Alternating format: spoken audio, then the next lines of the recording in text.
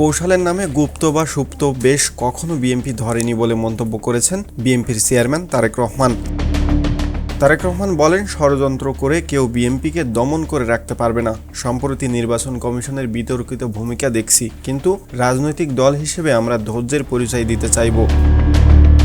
ফ্যাসিবাদী আমলে বিএনপির নেতাকর্মীদের বিরুদ্ধে দেওয়া সব মামলাকে রাজনৈতিক এবং উদ্দেশ্যপ্রণোদিত উল্লেখ করে তারেক রহমান বলেন, যারাই বিগত সময়ে নানাভাবে নির্যাতন নিপীড়নের শিকার হয়েছেন তাদের সান্ত্বনা দেওয়ার ভাষা নেই। আর গুম খুন নানা নির্যাতনের পরও বিএনপির নেতাকর্মীরা রাজপথ ছেড়ে যায়নি। তিনি বলেন, আমাদের হাজার হাজার নেতাকর্মীকে অত্যাচার করা হয়েছে, হাজারো নেতাকর্মীকে হতে হয়েছে গুমের শিকার। তাদের কিছু পরিবার এখানে আছে। ফ্যাসিবাদী আন্দোলনের সময় বিএনপির নেতাকর্মীদের বিরুদ্ধে 1.5 লক্ষের বেশি মিথ্যা মামলা দায়ের করা হয়েছে, যার বোঝা 60 লক্ষ নেতাকর্মীকে বহন করতে হয়েছে।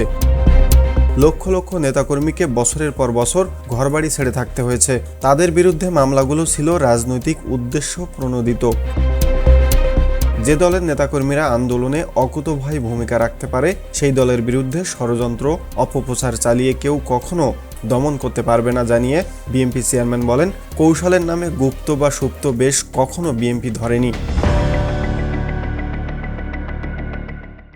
দেশের নাম্বার 1 ট্রেডিং অ্যাপ নিফটি ফার্স্টে পাচ্ছেন ট্রেডিং এর সব সুবিধা, dual exchange access, company analysis, portfolio তৈরি করা সহ আরও অনেক ইউনিক ফিচারের সাথে ট্রেড করতে ডাউনলোড করুন এক্ষুনি।